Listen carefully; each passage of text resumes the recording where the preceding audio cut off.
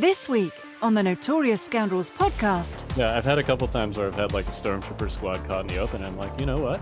I don't care. Welcome to the Notorious Scoundrels, a podcast focused on tactics and competitive play for Star Wars Legion. Hosted by Kyle Dornbos, Michael Barry, and David Zelenka, with Jay Shalansky, the man behind the glass. Hello and welcome to the Notorious Scoundrels podcast. My name is David, and I'm joined today by Kyle and Jay from the 5th Trooper. Mike, unfortunately, cannot make it this week, so we'll have to give him a miss, and he'll be back next week. So what's up, Kyle and Jay? How's it going? It's going well. Yeah, really good. Glad to be on. Yeah, welcome, Jay. Why, thank you. I always have to just listen to you guys. This is fun to actually participate. Yeah, well, welcome back to the other side of the glass. We're glad to have you here to maintain the trinity of hosts for our show. The trinity must maintain. So now, before we get into the show topics, we've got to do a little housekeeping, or I shouldn't say a lot of housekeeping. Jay, why don't you talk about the Northeast Open? This is an event that the 5th Trooper is putting on at the Syracuse Comic-Con. Is it Salt City Comic-Con, I think? Yeah, that's correct. Syracuse is known for our salt, so that'll be good for a lot of the community to come up here.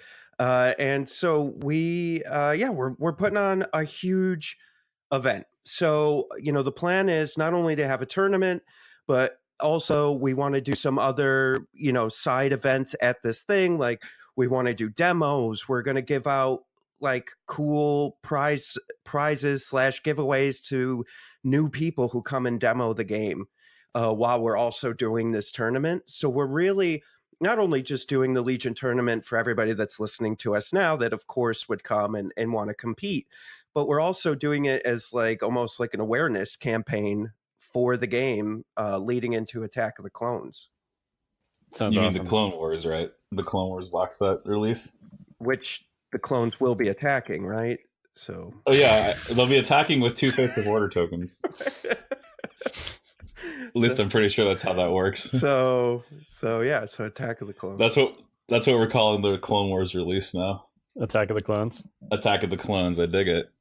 Well, not to be completely biased towards one side of the conflict. I mean, after all, there are heroes on both sides. It says so in the opening crawl. There are, however, I mean, that is the name of the second movie, literally, right? Yeah, Attack of course. Clones. You're right about that. Well, and listen, I understand that it's the Clone Wars, but I mean, there was a movie before there was a cartoon, right? So come on, guys, let's stay in canon. Just kidding. I'm sorry. The cartoon is canon. It is. Sorry, but yeah, haters. so anyways, so it's going to be great. We're going to have a huge tournament. It's actually going to be a 2-day tournament. So we can, I don't want to give away too much, but we're going to hopefully do it right. Hopefully not exhaust everybody at the same time. And I'm very excited about it. Registration is up. You could go to the5thtrooper.com. You'll see a link in our menu bar called Northeast Open. And you can just pop up in there and registration's there. So you got to get, we have a combo tournament and con tickets. So you do have to get, a weekend pass for the convention to get in, but it'll be worth it. The convention is just going to be ridiculous. I mean, it's a full comic book convention. Like Ernie Hudson from Ghostbusters is going to be there. Like all these other comic book artists and writers are going to be there. There's going to be like a full on carnival in the parking lot with like a Ferris wheel. There's going to be fireworks. It's half in like a convention hotel and half in a mall. This big mall we have in Syracuse called Destiny USA. And so for those of you, if you're coming with your family or coming with friends and they don't play Legion, there's literally like 4 or 5 arcades in this mall. There's a bowling alley. There's like all these food and shopping and an IMAX theater, plus the convention. Plus we have a local baseball team. They're the sub team for the Mets. So they have games going on all weekend. So there's literally hundreds of things you could be doing, your friends or family could be doing while you're playing Legion. And then hopefully in between the games and after the games, you'll get to partake in all the fun as well. So what I'm getting is plenty of room for your significant others and family, general just family, to come to Destiny USA / Salt City Comic Con and just have a ton of fun generally, and you can come play in an awesome Legion event at the same time. Yeah, absolutely. And I, for a lot of us who have been to a lot of these conventions, sometimes they're sequestered away from, anything anyone else would want to do. And this one is very much like right in the middle of things that other people would want to do. And so you could very easily bring your family or a significant other. And while you're playing, they would have no problem finding things to do within a 5-minute walk from where we're playing Legion. That's awesome. Yeah, and really exciting. We're hoping, and you guys know this, but for those of you that have been to Adepticon or LVO or watched our live stream and really enjoyed it, we're hoping to bring that same level of professionalism that LJ and Brendan have been really putting on at all these events, and we hope to continue that moving forward and just really make this the biggest Star Wars Legion event in the Northeast. So that's the hope. Brendan and LJ have really set the standard, I think, for the community as a whole, and it is the bar is high, and from what I can tell, everything is on track to meet that bar and possibly exceed it. I don't want to promise too much in your stead, but Yes. I'm pretty convinced that it's going to be an amazing event, and I will be there. Kyle will be there. Mike will be there. So we'll basically all be there, and we want you to be there too. And we want you to be there too. I like that. Yeah. Yeah, I mean really hats off to LJ and Brendan. They really set the template for us in every event moving forward, right? And so I think we're all just really living in their shadow at this point, and hopefully we can live up to what they've accomplished, because they really have, I think, set this community and set this game up to succeed through these events, by the way that they've conducted themselves and set up these events. Yep, totally agree. So anyways, that's my whole spiel. It's going to be July 6th and 7th. Nice little 4th of July weekend getaway. There's tons of fireworks in Syracuse, so if you got family and they want to see that, that's going to be there. So come on out, check it out. Bring your Legion stuff. A ton of great players are going to be there. Ton of great people are going to be there, and I think it's going to be just a ton of fun. And so again, visit thefifthtrooper.com. You'll see Northeast Open on the top menu. Click on that and you'll register and you'll be all set. Well, that promises to be an absolute blast, and I am so looking forward to it in a couple months here. Going forward there. Yeah, thanks for letting me do my little spiel. Of course, my pleasure. And then before July, May occurs before July. I have no good segue for this. So there's an event in San Francisco area, specifically Burlingame, called Kubla Khan. It's one of our big miniatures conventions out here in the San Francisco area, and I am helping organize a Legion tournament at Kubla Khan on May 25th and 26th. It is called Legion by the Bay. However, if you're just hearing about it for the first time, it is now officially sold out. So yay that it's sold out. Also boo, because now you have to get on a wait list. So if you're still interested in coming and getting on that wait list, what I'd like you to do is I'd like you to search on Facebook for Star Wars Legion at Kubla Khan 2019, or you can go to the Yavin Base Twitch channel at twitch.tv/YavinBase and click on the panel link. There's going to be an image that says Legion by the Bay there. That'll take you to a Google form to sign up for the wait list for the event. It's a 2-day event. It's part of Kubla Khan, much in the same way that the Northeast Open is part of the Salt City Comic Con, kind of, an element of a larger event. And their prizes are sweet. There's going to be a fully painted land speeder and tank on offer for the best in faction. There's all kinds of really great details that you can find on the Facebook page for this event. So Facebook Legion by the Bay or Star Wars Legion at Kubla Khan 2019. and hit up that page to find out more. And I'm hopefully going to be able to provide some kind of coverage for that. We're still working all out all the details. We've got all our prizes now in order and all our ducks in a row, and we've sold out. And so it's looking to be a really fun event coming up here. And I wanted to make sure that everybody who listens to the podcast knew about that and how they could still be involved, because we are sold out at this point. And we also have the return of the Yavin-based blog. So for those of you who followed me for a while, I haven't written an article in 3 months, and actually officially 3 months today. It's been 90 days since I last published, and so that's coming back online, and I will be returning to full status with a new domain, Basstop Blog, and we'll be publishing articles anew as we did before I had to take the break. A lot of things happened in the last few months, LVO, Adepticon. A very important podcast that you're part of. Yeah, exactly. Very important podcast I'm part of. Exactly.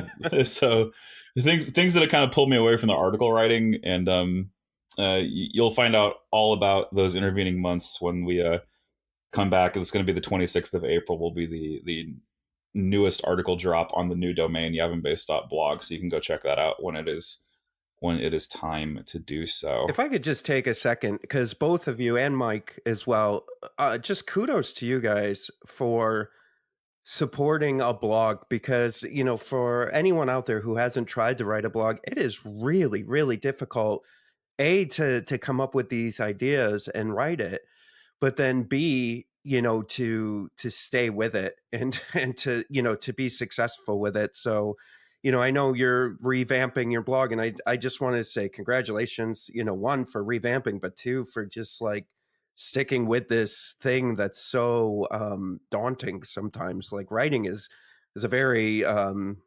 expressive and emotional thing sometimes, and it can really drain you. So I'm proud of you, buddy. Thanks. I mean, I'm sure, Kyle, the same for you, man. I'm actually kind of envious. I think your blog is extremely good, and I think it's definitely worth this. Never tell me the odds. swlegionodds.com. Is that the right one? I'm going to answer for Kyle. Yes, it is the right one. Yes. Okay. I don't know if Kyle, I don't know. I didn't see if Kyle wandered away for a second. That's okay. No problem. So yeah, I mean, he writes at swlegionodds.com, and, we're both super enthusiastic about the subject matter. I mean, he's got a more math focused approach, and I've got sort of a more like, rebel faction focused approach. But I was going to say, Jay, that you're absolutely right. It is difficult, and it's also a little anxiety producing in the sense that you have to really watch what you say. Yeah. And you also have to be very exact in your speech. By speech, I mean, of course, the voice you use when writing. I mean, people tend to write in a voice, obviously. Yeah. So. No, I would agree with that too. And I think unlike, the spoken word, like on our podcast, I think we can get away with a little bit more when we're speaking, because it's like, oh, these guys are kind of just talking off the cuff and formulating ideas while they're speaking. But when you're writing something, I think the expectation is a little bit higher for writers, right? It's like that you put this thought and this blood, sweat, and tears into this piece of writing. And so I think as a writer, it becomes even more daunting when you go to put it out. So just kudos to you for even attempting it. Yeah, expressions in print, like you say, they gain a lot more gravitas when you see them in printed word, a lot more than just, speech or something just on a podcast. Yeah. And I think it's just the nature of reading and writing and our history as humans, right? Like that's kind of our oldest way of spreading knowledge. And so I think you never thought you would learn about the history of writing on the Notorious Scoundrels podcast, but here we are. Yeah, well, so I'll just full disclosure. I just got back from Disney World, and I was at Epcot, and I did Spaceship Earth. So yeah. No, I've been on Spaceship Earth too. Those animatronics or something else. Yeah, that whole thing is about writing. So maybe I'm a little hyped because of that. I hadn't thought of it that way before, but now that you mention it, yeah, they really did put the emphasis on the written word in all the exhibits in that show. Well, and I think, I'm sorry not to segue us, but I really think it's important, especially for this community, to tie it back to our community, is it's a way to not only attract new players and to get people interested in this game that, the listeners that we have right now already love so much, but it's also a way to keep us all connected in the game as well and interested in the game. And I think stuff like your, both you, Kyle, and Mike's blogs, and all the and guys like Kevin Valliere, like all these written blogs and posts that people are putting up are what's really driving this community in a positive way to keep us all interconnected and interested. Yeah, I think you're so right about that, Jay. My first entry kind of into the blogging, I mean, sort of universe, just in terms of like wargaming blogging, was reading written battle reports, and that was sort of my bread and butter for the first few posts. I would do like a battle report every week or so, and those written battle reports, I think a lot of folks, I think a lot of folks are even more attuned to that than sort of the video battle reports you might see on YouTube. You can have like full length battle reports where they capture every moment of the action that are like, of course, the full length of the game. They're like 2.5 hours long. And so that's a bit of a slog to sit through that. And none of it's like, chapterized. None of it is, made so you can click and see, turn 4, turn 5, you can skip turns or whatever. And then there's the kind of video battle report where you have the filler, I guess, cut out, and you're only focusing on the specific moments in the turn that are critical to the game, and you have to sort of rebuild the narrative for the folks at home while you are playing the game. And then when you go to film, you sort of have to tell the story over again and try to catch them up with you. But then folks connect with written battle reports, I think, even more than either of those, just because it's all just there and it's all present and up front, and there's no waiting. You can dig into the meat of the story of the game right away at your own pace, and that is definitely something that blogs have to contribute, apart from just straight up like, here's an article on how not to suck with rebels. There's a whole nother like storytelling element that goes into the blog aspect of it. And as you say, it's about building community. Well, how do you build community, right? You share stories. Yeah. Right. Oh, this happened to me in a game. This was great that happened to me. Yeah, I would agree with that 100%. And I think the other community build part of that too is to be able to read and disseminate that information more easily, because not to encourage this, but not to copy your whole blog, but people can share that or like copy like a couple sentences and be like, oh, I saw this on the Yavin blog, like check this out. And it's just a quicker way to kind of disseminate that information versus, oh yeah, I was in this video at like 20 minutes and 30 seconds or some weird timestamp. Right, exactly. You can just post a quotation, or you can just like, point to an individual moment. And that is definitely something that is, much more versatile about the written form of battle reporting than say the video form. Yeah. So now that we went on a whole diatribe about how written is better than video, let's Yeah. let's do an audio podcast. Yeah, let's do an audio podcast. Well, yeah, well, that's because again, it's just strategy, and some people like it's easier to listen to a podcast in your car than it is to read an article on your phone. Please don't do that. Yeah. Please don't do that. Well, I think do not handle your phone while driving ever. And the other thing is too, we all learn at different ways, right? Like there was always that thing in school. I remember like some people are visual learners, some people are auditory learners, some people need to read it, some people need to do it, right? And so I think just having all these different options for everyone out there in the community is just great, because we're not excluding anyone. So they can listen, they can watch a video, they can read about it on your blog. Like there's just all this opportunity to gain knowledge and to just better appreciate this game and become better at it. So speaking of learning, let's move on to our listener question segment.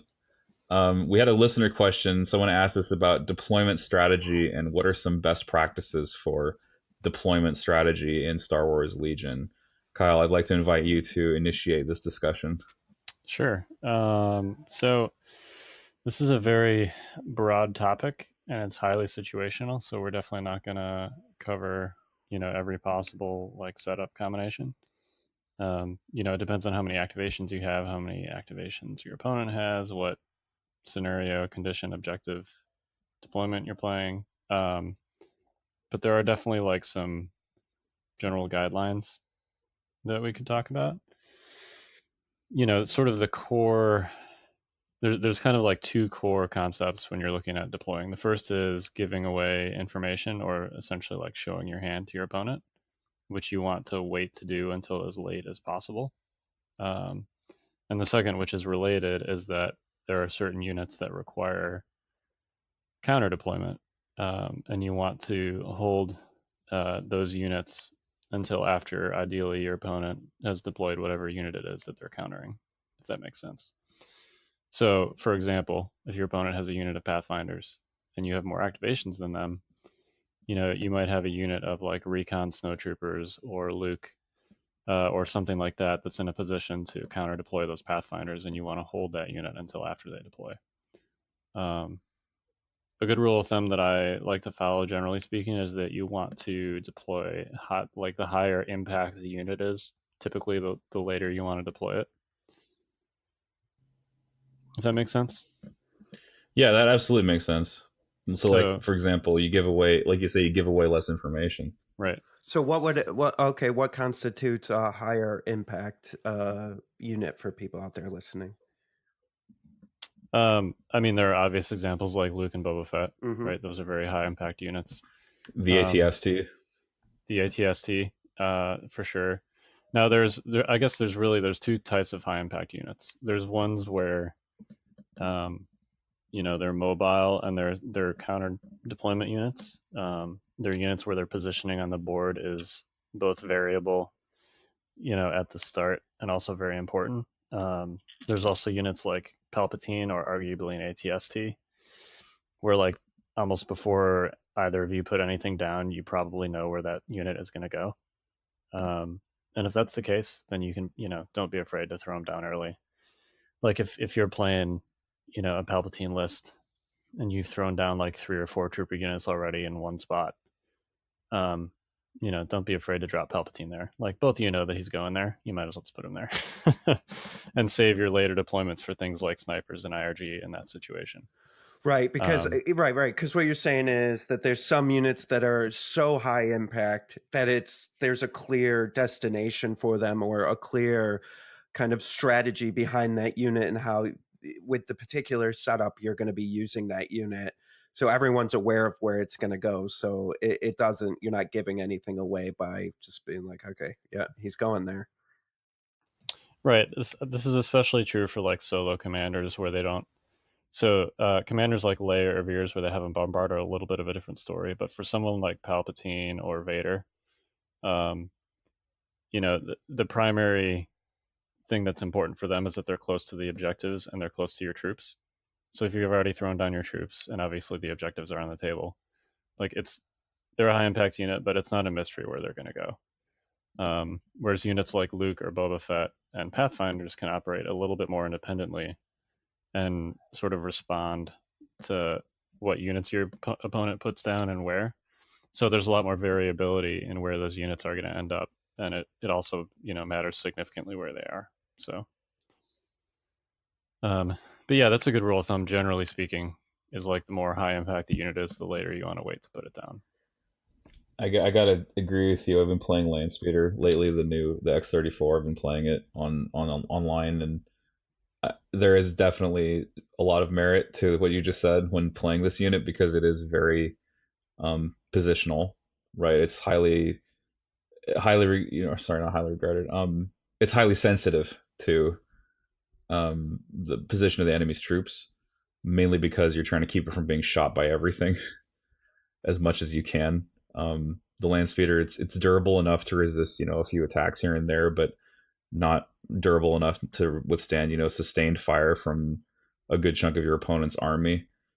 And, Pathfinders generally follow similar rules. Like all the fragile units, especially fragile, expensive units, definitely want to go last because they are the most in danger, right? They're the highest risk units you're taking, but they can also be the highest reward. For example, putting a Landspeeder on the flank away from your opponent's most threatening units. Now that you know where they're going to, now that we're going to drop, you're now able to just fly around them and just avoid them for the rest of the game because you're so mobile. Like you wouldn't want to deploy a Landspeeder directly opposite impact snows. That's just all bad. those snows kill everything the land speeder is about, which is the heavy cover pilot and the armor on it. Yeah, so definitely, like, in terms of deploying your high impact units last, definitely something to consider when you take heavies. You know, any sort of unit that's a high risk, high reward unit definitely wants to go last, and that definitely plays into the too much information too quickly idea. You know, if you deploy it first, your opponent knows exactly where it's going to go, and they know exactly where to put those things that counter it. So let me ask you this. This is just a question. Now this with we're going to have 4 factions soon, but right now for the 2 factions we have, it can be faction specific too, because if you have like a pretty heavy hitting list, or something, a list where you're not as afraid of deleting units as quickly, you could almost deploy in a way that makes your opponent kind of have to figure out or counter your deployment. And that may almost be a positive as well, right? Where you're kind of dictating the strategy of the game by your deployments. Yeah, I think this is especially true on certain combinations like battle lines and intercept. Like in that situation, you've got 3 objectives, and there's no clear quote unquote safe objective, at least until either of you start deploying units. If you've got like intercept on major offensive, it's pretty clear that 2 of those intercept points are going to be quote unquote safe, one for each of you, and the center one is going to be contested. But on battle lines, there's no, like, depending on where you throw your guys, it could be all 3 of them are potentially contested. So yeah, that's definitely a situation where, like, over the course of deployment, you kind of have to like really adjust to what your opponent's doing and watch them carefully and keep I track of agree those as high well. impact units. I agree as well with disarray, because with disarray you're sort of bidding for zones. You know, who's going to put 10 units in one zone, or who's going to put 5 units in one zone, or you're kind of like, how to say it, like the situation evolves, right? Mm-hmm. As the deployment goes on, your information level is changing, and your opponent's level of commitment to a particular side of the board is changing, and so you have to be aware of what's left, and don't be afraid to ask your opponent, like, what do you have left to deploy? It's very easy just to ask, because that's open information. Mm-hmm. And I would say, I guess this is more for beginners, but we'll pop it in here really quick. But I think a lot of times, you as a beginner, when you're deploying, sometimes you can start to question your strategy based on what your opponent's doing. And so I just like to hear what you guys have to say about sticking to your strategy if you feel like it was correct, even though maybe your opponent's deploying in a confusing manner, or maybe or something you didn't see coming, versus adapting to what your opponent's doing in the deployment phase. That's a real toughie, because there's sort of like shoot, I had an answer for you, but I've lost the thread suddenly. So I guess you're in a dilemma, right? Because on the one hand, you had a plan and you want to stick to your plan and do your plan. But on the other hand, you shouldn't, if you see that that's not going to work, you shouldn't be too married to your ideas. It's funny, Jay. There's a saying, when you write a fiction, kill your darlings. And so there's maybe the idea that you're really in love with or married to is actually horrible. Yeah. And you might have a blind spot about it. And so, I mean, trial and error is going to be the judge here. Like, that's one of those things that, like, having gone through the crucible of practice will tell you, what to do. But ad hoc, I'd say stick with your game plan more than anything, because you came in having a plan and you need to execute it. And if you end up losing, so be it. Mm-hmm. At least you followed through on what you were trying to do.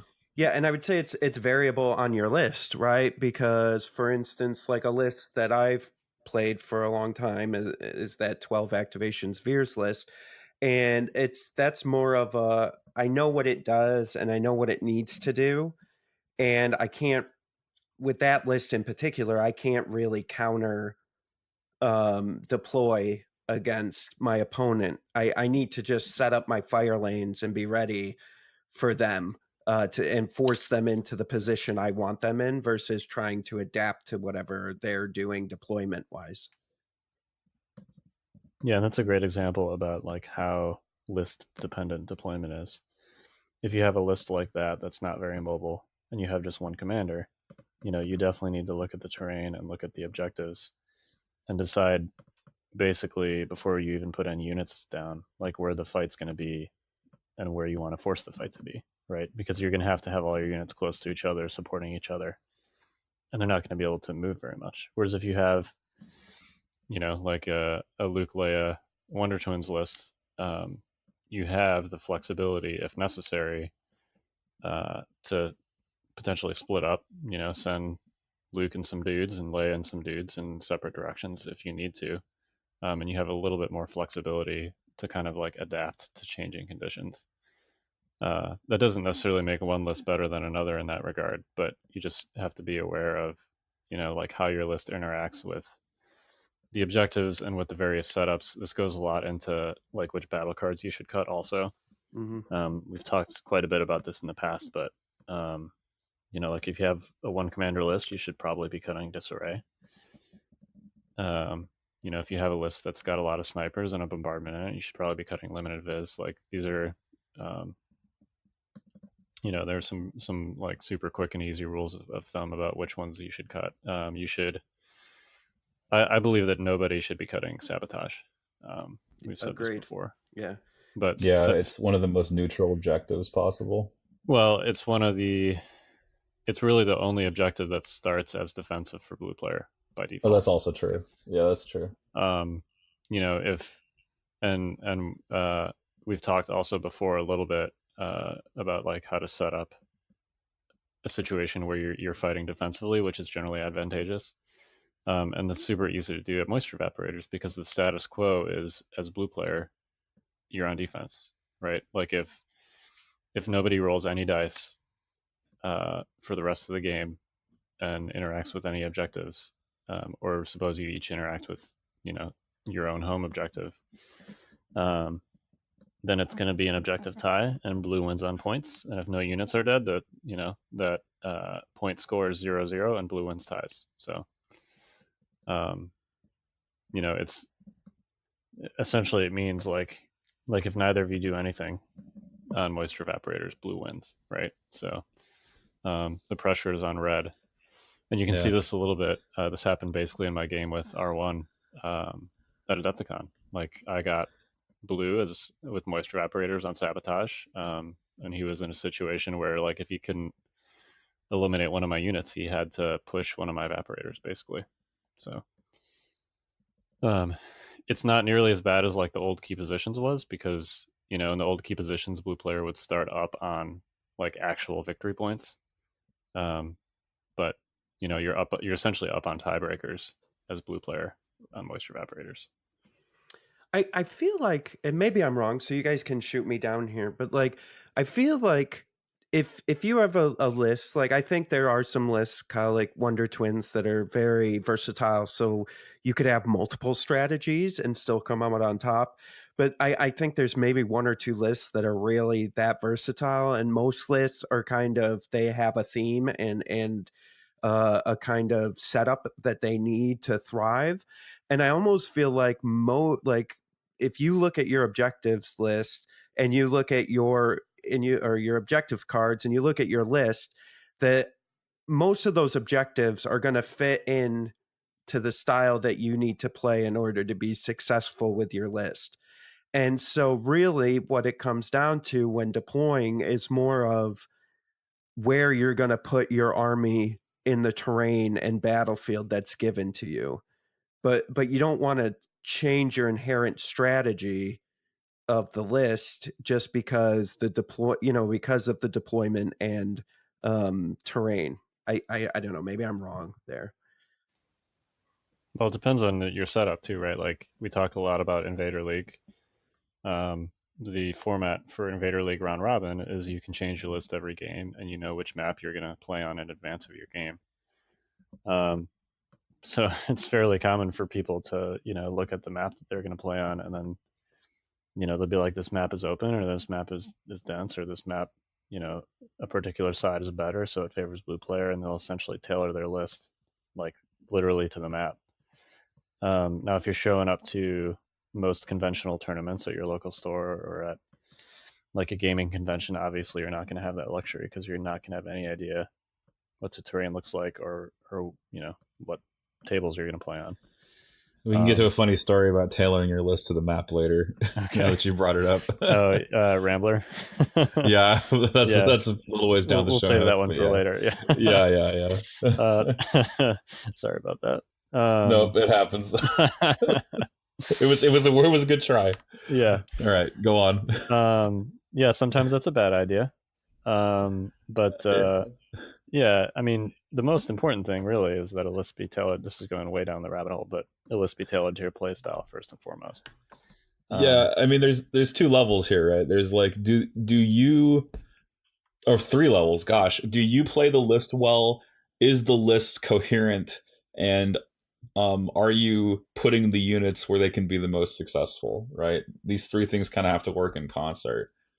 And that all goes into how you analyze the battlefield and how you actually choose your board edge and choose your deployment zone and everything like that, So those things have to be working in concert. And that definitely just requires the kind of depth of understanding that you gain through experience.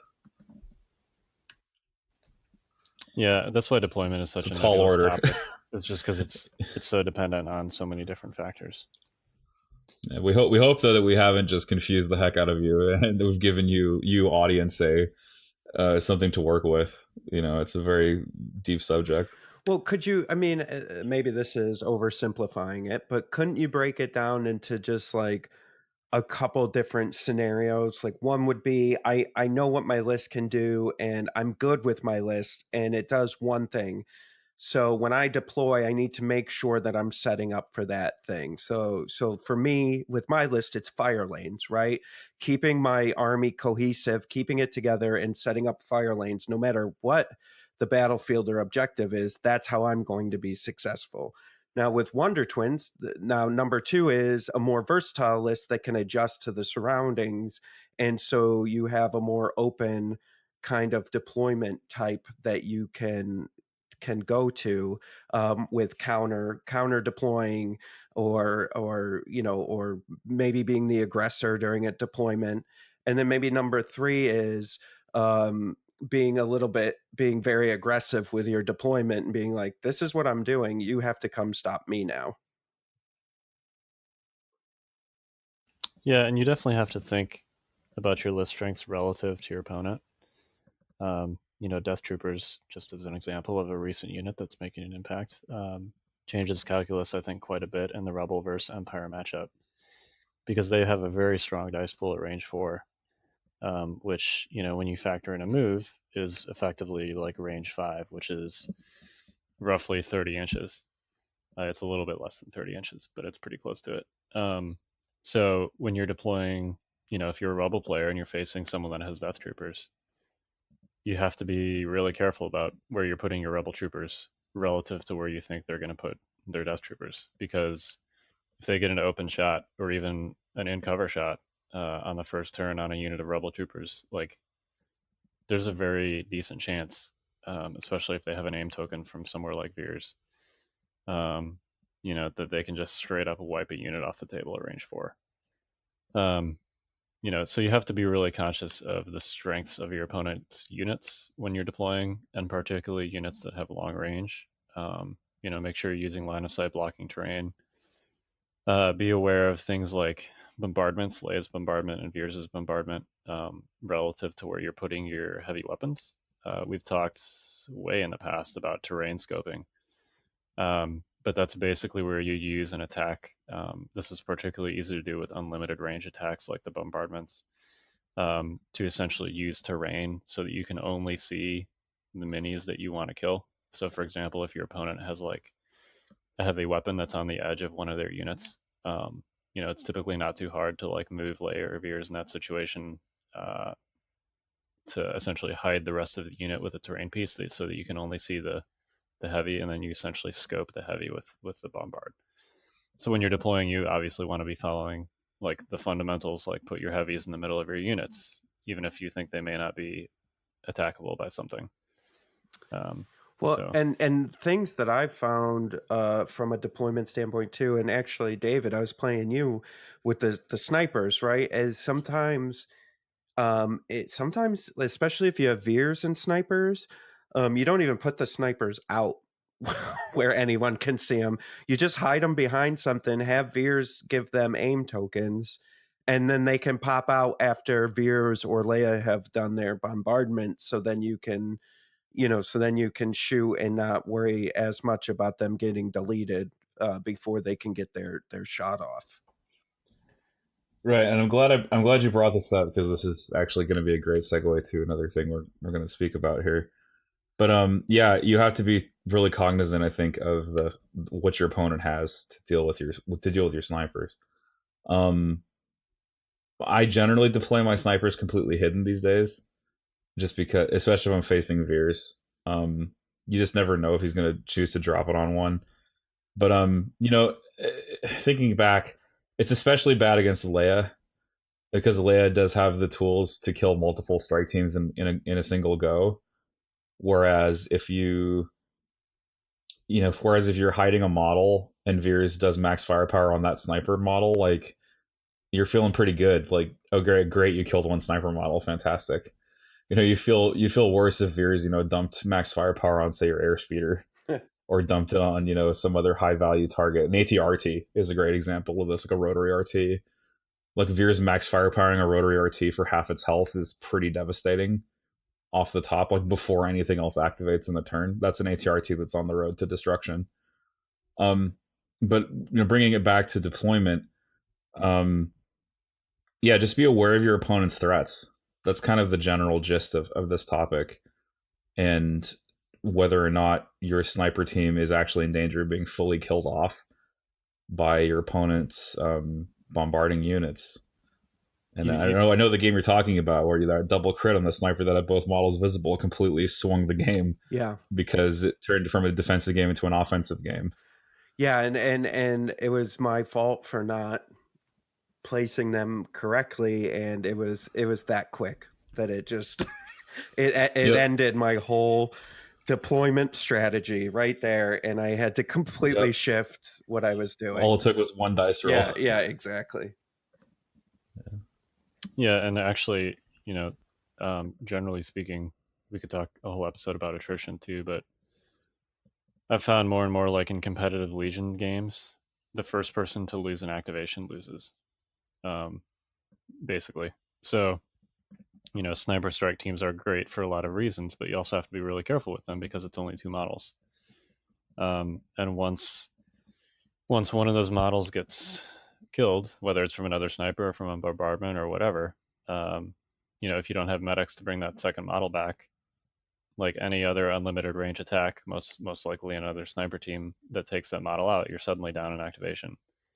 So I've found myself, like at Adepticon, I had 2 games, particularly my game with R1, where I basically lost like the second sniper model in both of my sniper teams almost immediately, like in turn 1. And they just did nothing the rest of the turn or the game except hide behind line of sight, blocking terrain, and dodge and standby. Because if I lost one of those activations, then I was in a position where I was attacking a Palpatine list, which is just the worst. Yeah, you don't want to be there. So I think I'm coming around to the same, and we'll talk about medics and the sniper war here in a second, but I'm coming around to the same conclusion, David. That basically I keep both my sniper models, even as rebels, when you can't feed them aim tokens. I keep them both behind line of sight blocking terrain initially, and until my opponent has used a bombardment and or several of their snipers. And that's where improvised orders really shines. Another segue to talk about activation and control, but we should talk about activation control vis-a-vis snipers soon as well, because that's a very, very interesting subject. Yep. But it allows you to throw them back when you don't want them to go, basically. So yeah. Well, speaking of medics and snipers, that's part of our next little segment here, which is talking about medical droids. they're not just for Palpatine. This has kind of been the new hotness that has swept through competitive Legion circles. There are a lot of valuable targets for Imperial medics, and Rebels are starting to explore medical droids too. I think the person that started this whole mess, I'm gonna blame someone who's very well deserves this blame. Daniel Lupo, medicing back saboteurs at Adepticon. That's the person I'm gonna pin the blame on. He probably wasn't the first, but that was such good tech that Garnanana saw that tech and stole it and put it on snipers, and I'm hooked, man. It's like crack cocaine. Like I want to put a medic team with my snipers all the time because it is just so dang useful. Yeah, it's interesting, isn't it? Because I think it's funny how this stuff kind of organically grows, because I think when the medics first came out, we were thinking about Palpatine or Boba or these high priority or Vader, trying to keep these guys alive. And until I saw Lupo do it, and you guys started talking about the medics on strike teams, it was like, oh snap, right? Like that's a really good use for them. Yeah, it's like super, unobvious until you see it done, and you're like, oh my god, it just kind of hits you in the face, like at how good it is. I mean, before we get too much further, like we should kind of clarify what is a medic, right? A medic is a personnel upgrade in a core trooper unit. You pay 18 or 19 points for it, depending on your faction. It's got 2 charges that can put a wound back on a friendly model or restore a model that died that turn. In this case, we're talking about sniper strike team models that die during the turn. Or during the turn before the medic is activated, and then what you do is you just activate that trooper unit with the medic in it, bring that sniper team back, and voila, you've suddenly got a strike team with 3 health, via another means. So the net result essentially is that you suddenly have 8 wounds with strike teams instead of 6, which definitely helps you in the sniper war. In addition to Guardian units, which, that's a whole other subject. People were doing that already with IRG. They were like, how do I win the sniper war? Well, I have Guardian. But the thing is, Guardian can't deal with crits, but medic restoration can. And so that's what makes this tech really spicy, is that medic charges are actually stronger than Guardian, but they're timing sensitive. You have to activate the medic once the sniper model has been killed.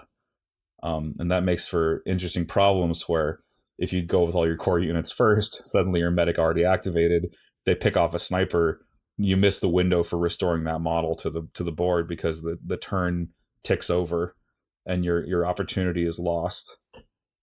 So that's kind of like the first like use of medics that's like super convincing, at least on the rebel side that I've seen, apart from the obvious, which is healing the heroes. Sabine is going to be among those good targets pretty soon. I thought about healing Luke and Han initially, but medics are quite an interesting unit. They present your opponent with some dilemmas.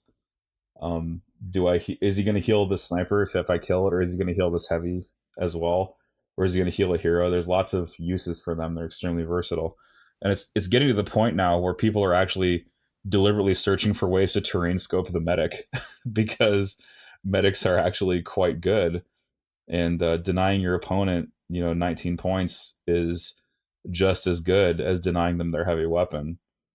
So that's kind of how the focus has started to shift here. Yeah, it's interesting too, like as a deterrent, as you mentioned, and I was watching your game with Garnanana, where he was sort of restoring those medics. He had 2 medics. It was a really interesting list, actually. He had a couple of medics, 3 snipers, Krennic and Death Troopers, and Boba Fett. Yeah, it was Boba Krennic, yeah. It was fairly light on core. But he just used the medics basically to keep bringing back those snipers after you'd hit them with your own snipers. And it pretty much just rendered your snipers completely ineffective. Yeah, like the only way you win that sniper war is if you kill the activation totally. Right. And that wasn't happening without Leia. Right. So yeah, and like you get stuck in that sniper war even without the medics, right? So now that you got medics, oh man, I can't even imagine. That's very complicated. Yeah. it presents an interesting problem, right? Like, do you still shoot the snipers if you're only going to kill one model and they're going to bring it back to get rid of the medic charge?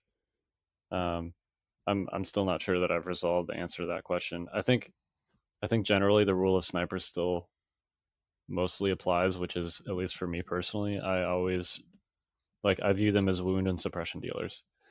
So obviously opposing snipers are number one priority, but especially if you have, or if they have medics, you want to focus on just causing as many wounds as possible. So if you've got a choice of, targeting a stormtrooper squad that's in the open and you can potentially get 2 wounds on, or targeting a lone sniper that's corner peeking that may or may not just get restored by a medic.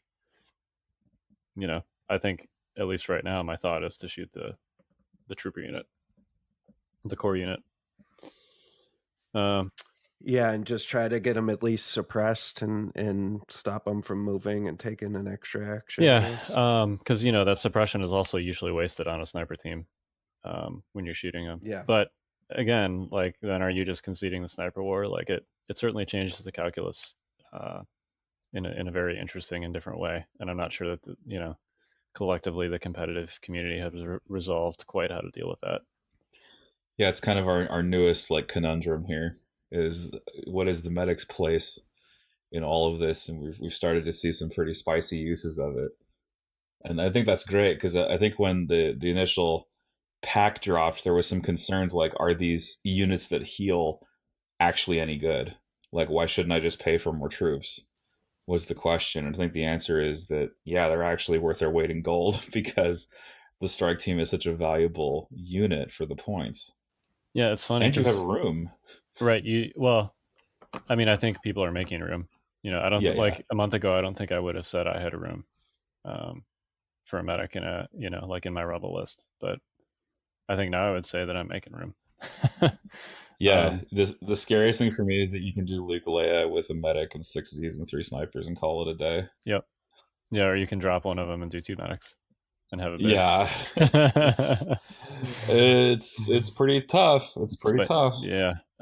It's funny too, because the specialist pack has been around since January, so it was there for LVO, and it was out for almost 2 months before Adepticon, and this is just something that people are now warming to the idea of. It's kind of funny how that develops. Diamond in the rough, previously undiscovered. Yep. There it is suddenly. It really is, because wasn't it early on with the E-webs too? I know I was a little down on E-webs in the beginning, and I was I don't know, these, and no one was really doing them. And then all of a sudden it was oh, I get how these work.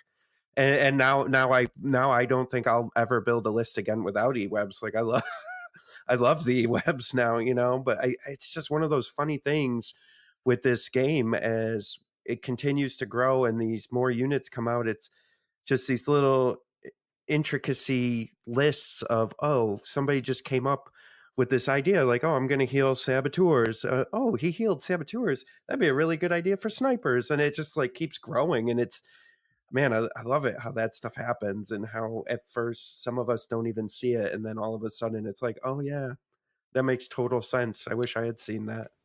Yeah.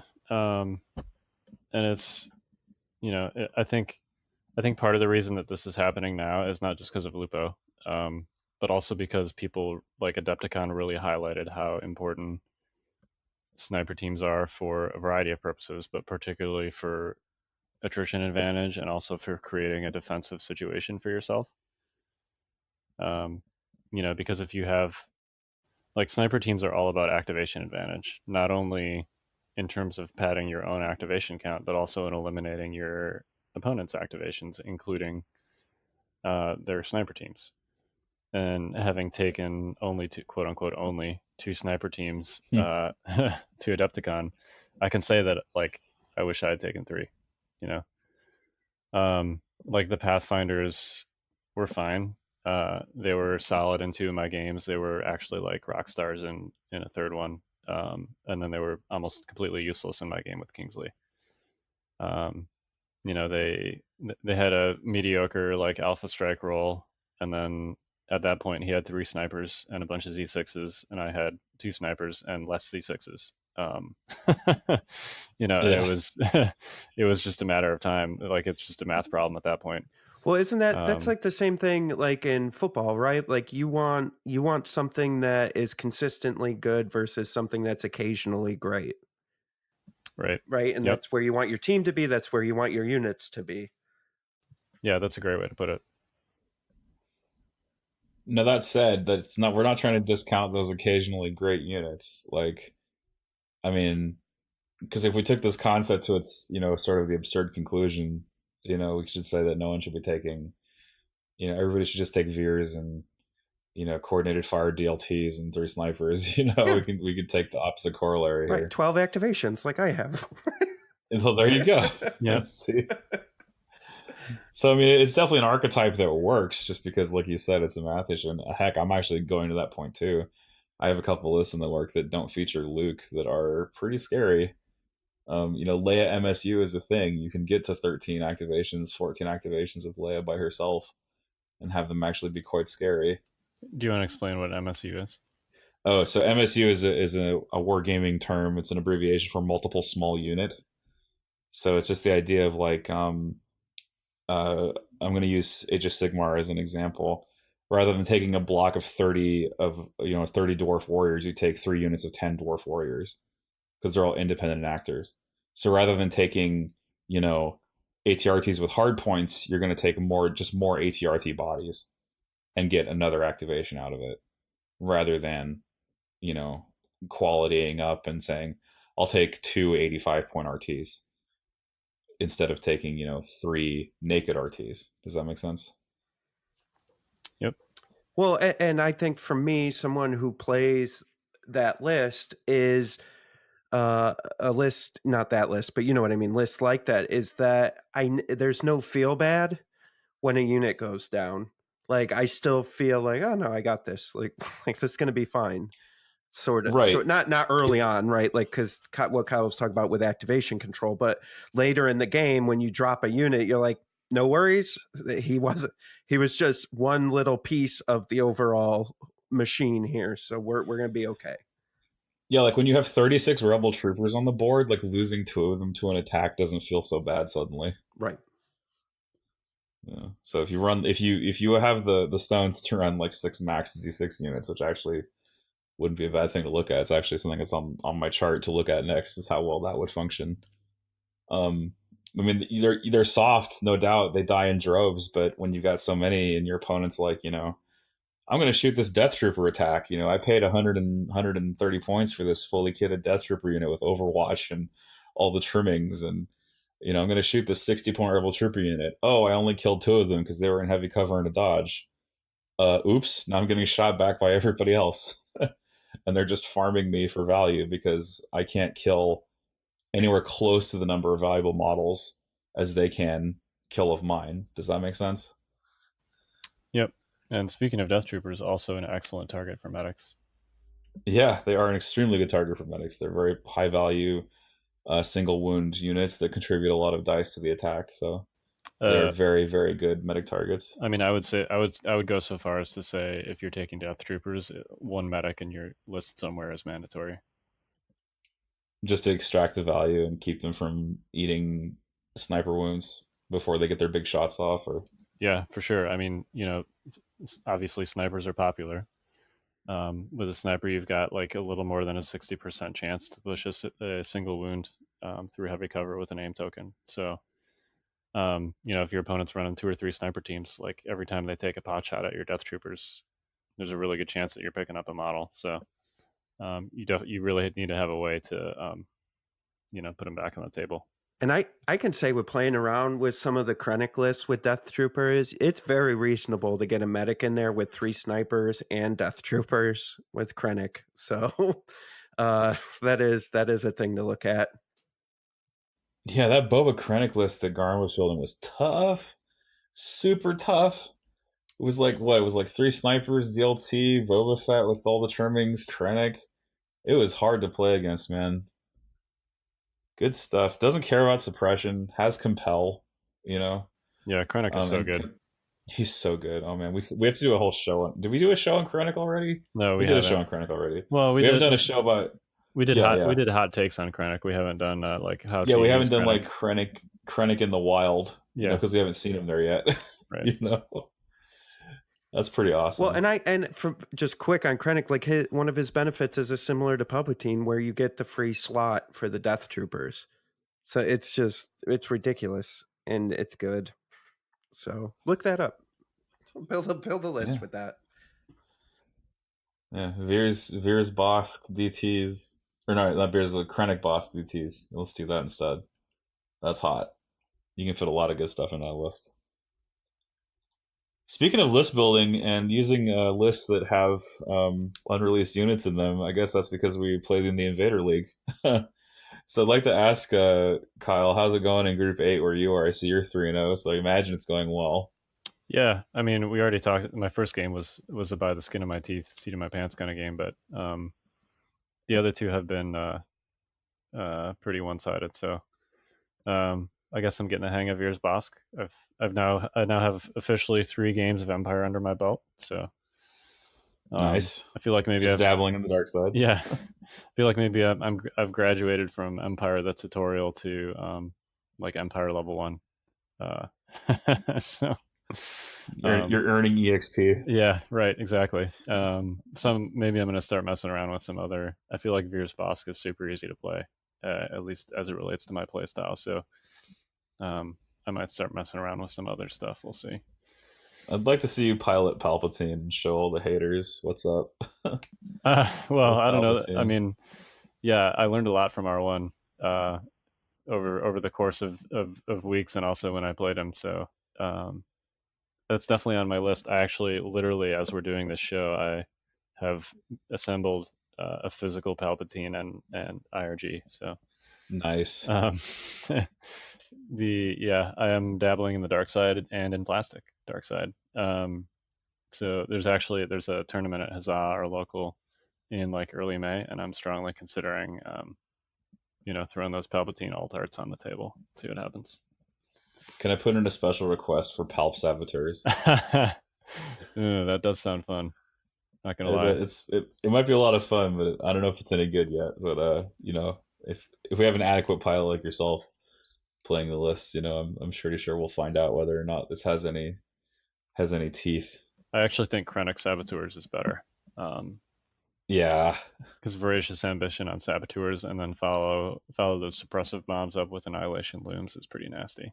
Yeah, that's kind of gross. Like if you get hit by 2 suppressive mines and an Annihilation Looms, like as the turn ticks over, aren't you looking at like 5 suppression to start the turn on round 5?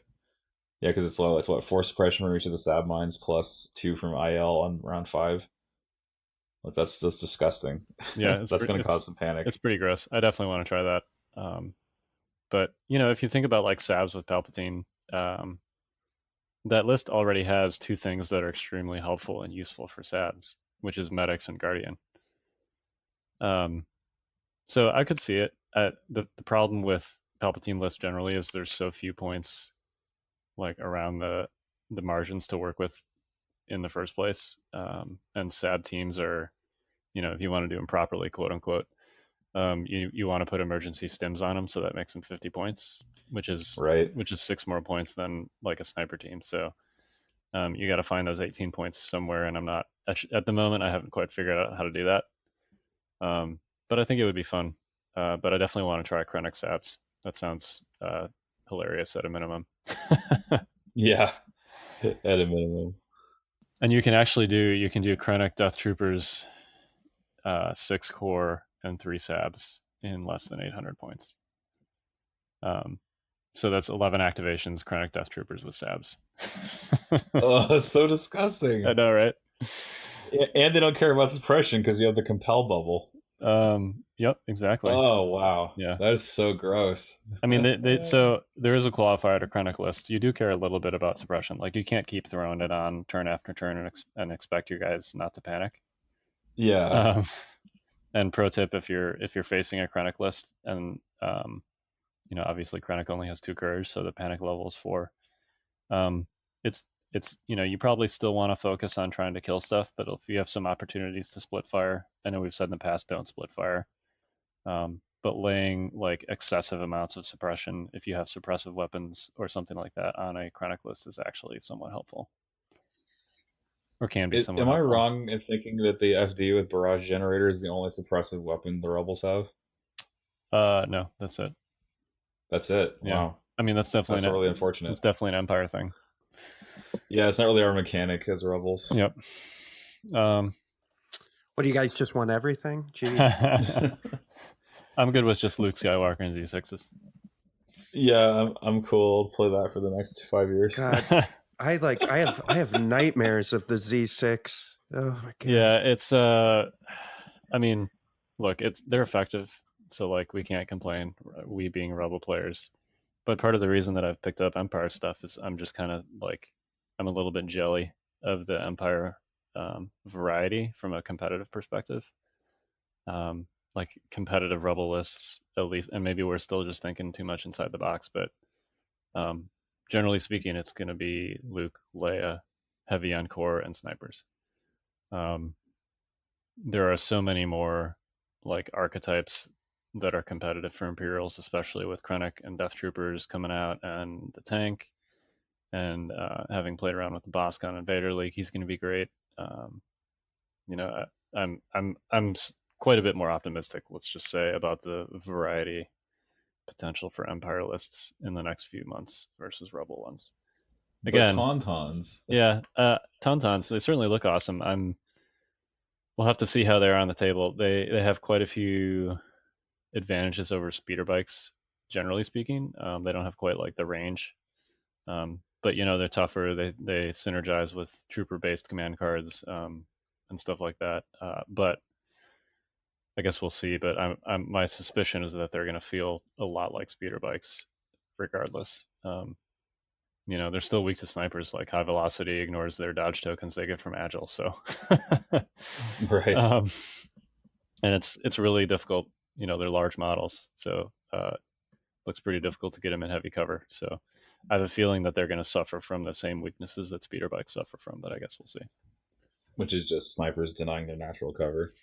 Yeah, and just generally, like, you know, when you've got an aggressive mobile piece like that, like they're prone to getting caught out in the open away from the rest of your army.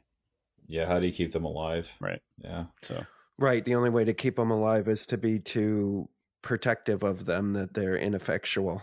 Right. And so it becomes a hard sell. That's like you could just roll perfectly and kill what you're engaged with. I mean, come on. I don't know. I will say as an Empire player though, like Kyle, to your, you know, what you're saying about the Empire, for me, that like I always look at the Rebels and I'm just like, oh God, I want to play a Rebel list so bad.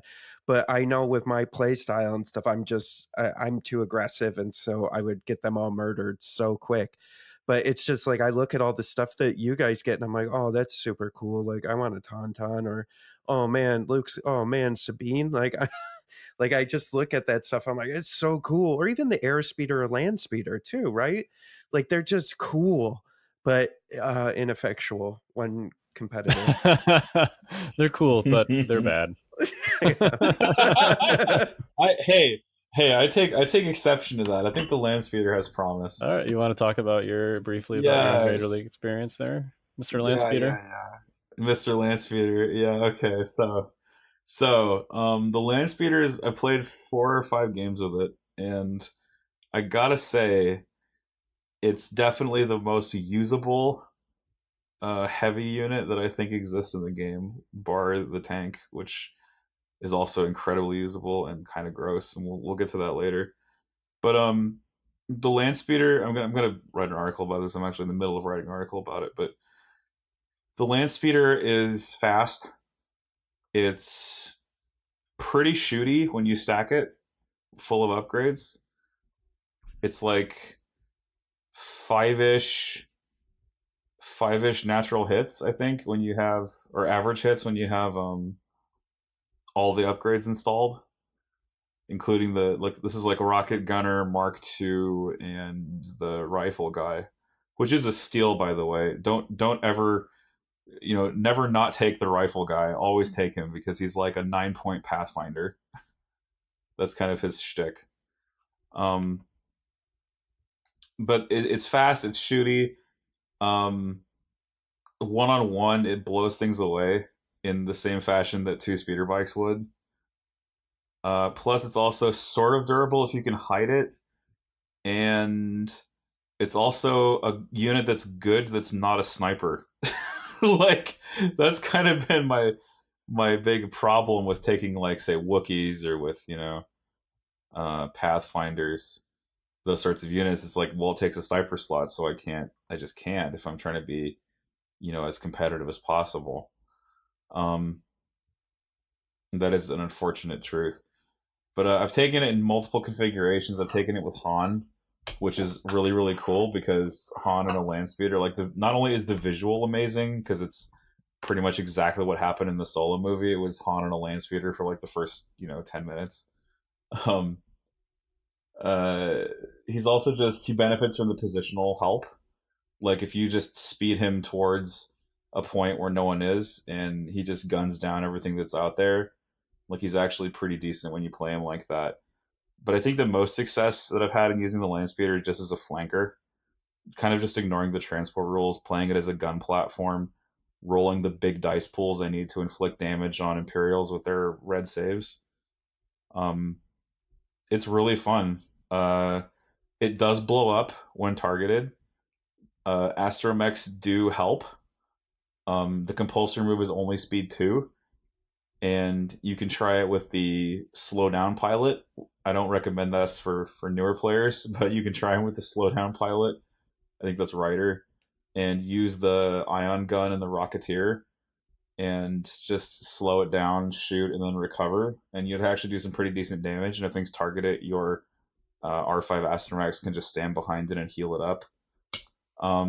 The compulsory move gives it a lot of economy, to the point where it actually doesn't care about certain damage tokens. The land speeder, once it's like in and shooting people, really doesn't care about the disabled token. It has a compulsory move, and it really doesn't care necessarily even about the damage token because it has the compulsory move installed already. It's kind of like the opposite of the RT, right? Like, the Flame RT, just as an example, is significantly hindered by all three damage results. So it's nice to have a vehicle that resilience is less of a factor. Definitely, and plus, like, it's even less vulnerable to weapon disrupted. They call it weapon disrupted now. It was FAQ'd to be the new name because it has 4 weapon systems even. So they'll slap it on what? They'll slap it on the Mark II gun because that's the most effective. But it's basically got like 2 to 3 dice weapons all shooting in concert. So weapon disrupted, it doesn't matter. Whereas the RT having the single hard point is massively affected by weapon disrupted.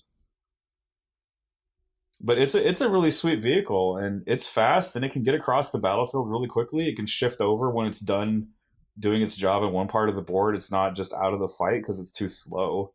You can just swing it around and do like 3 speed moves, and like, oh shoot, I'm in the center of the board suddenly from the far edge.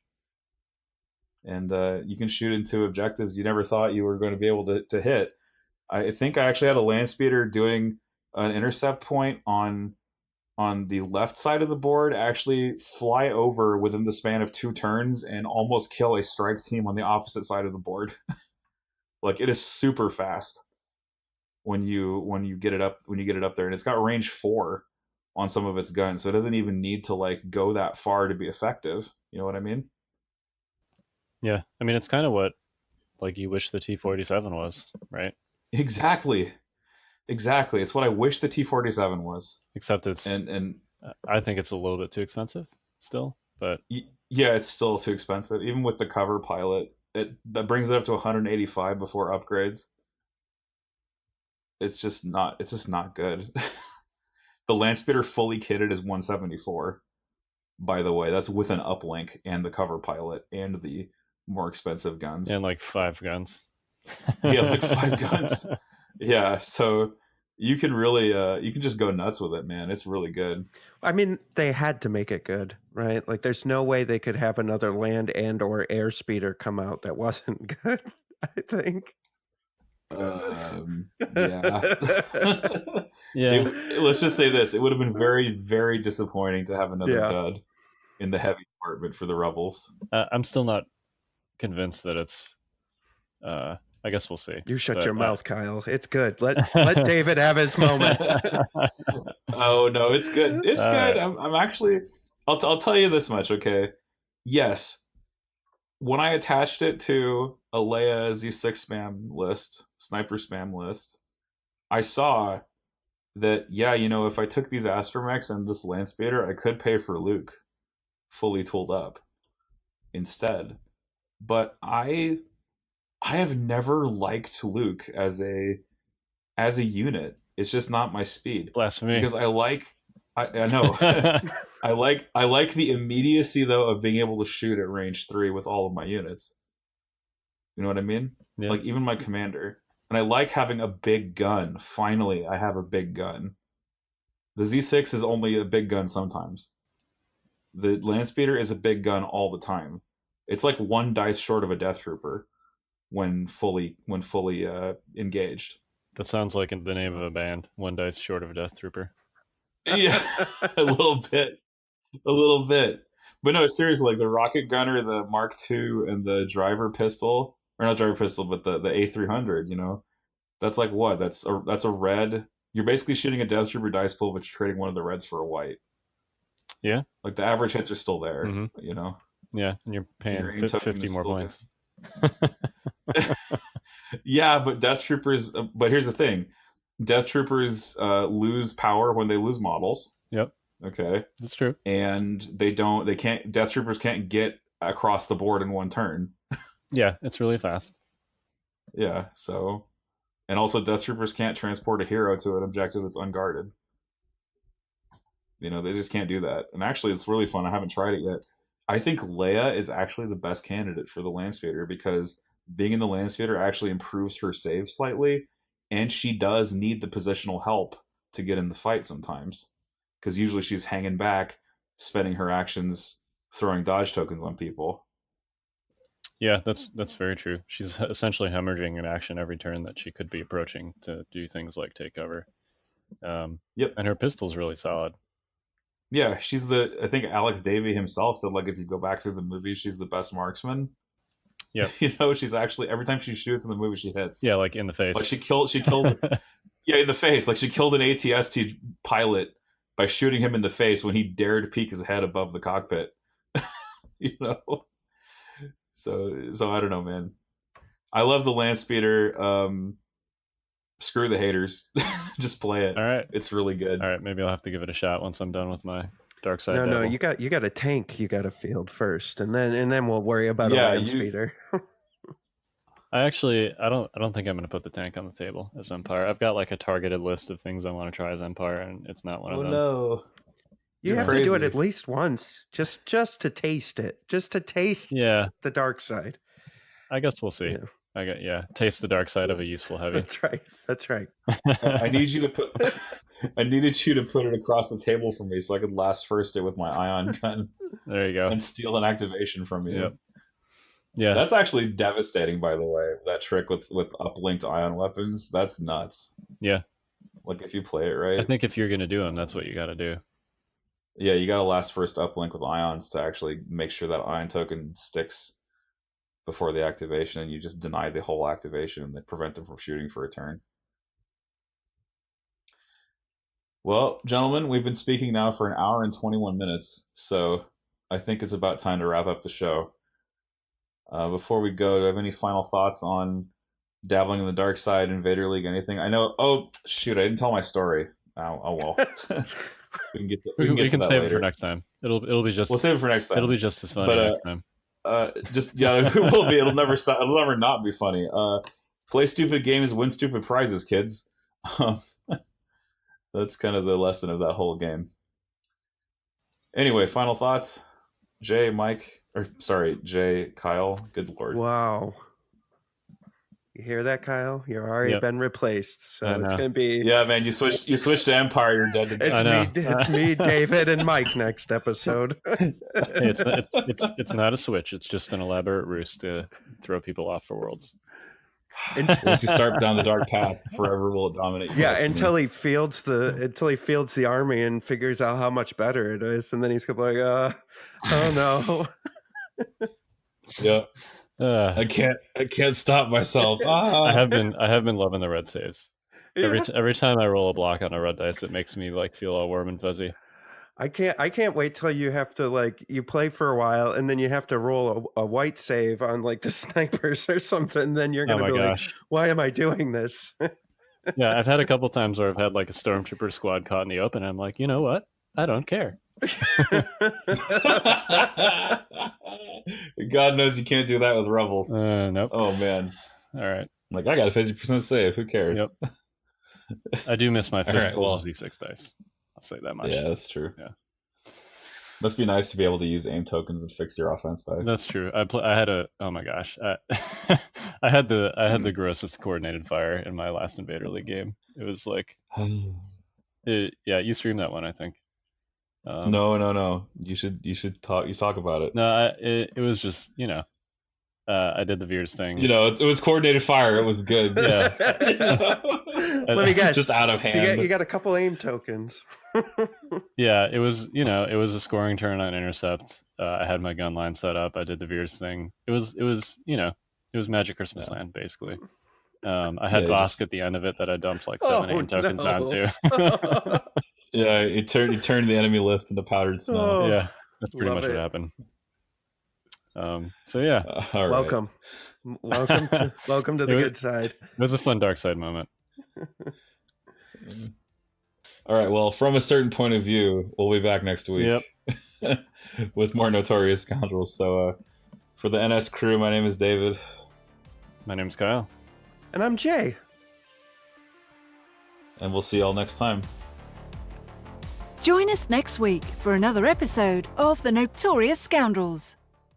This has been a Fifth Trooper production.